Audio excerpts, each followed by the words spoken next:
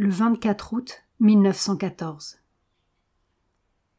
Seigneur, c'est avec une reconnaissance émue que je m'approche de toi. Tu m'as donné les premiers mots de la connaissance tant désirée. Et avec cette connaissance est venue l'effectivité, la puissance réelle dans chaque domaine de réalisation.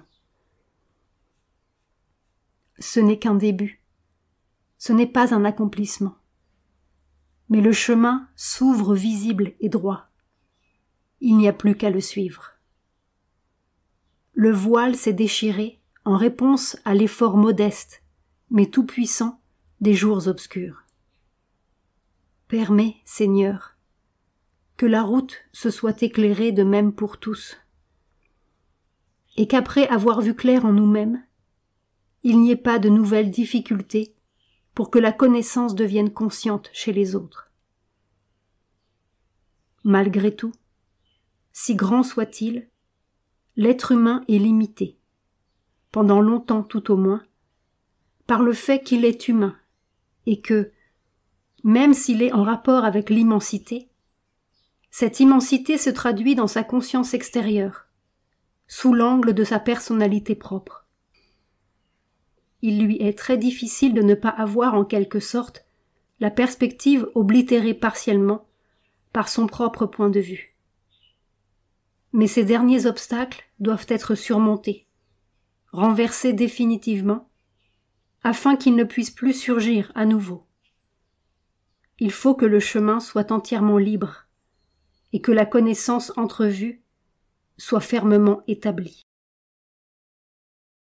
Ta grâce est avec nous, Seigneur, et elle ne nous quitte jamais, même quand les apparences sont sombres.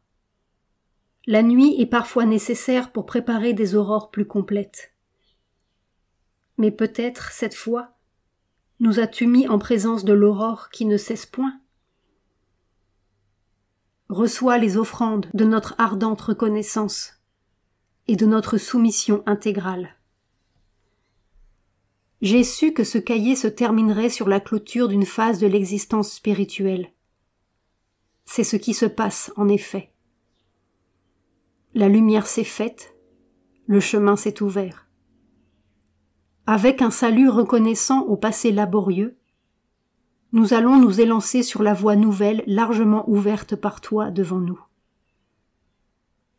Sur le seuil de ce nouveau champ de réalisation, plus vaste et plus conscient, nous nous inclinons devant toi, Seigneur, dans une soumission, une adoration intégrale.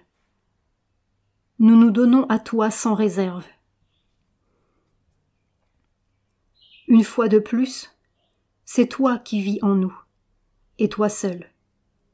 Tu es redevenu le roi de ton royaume, mais un royaume élargi et complété, un royaume plus digne de ton gouvernement.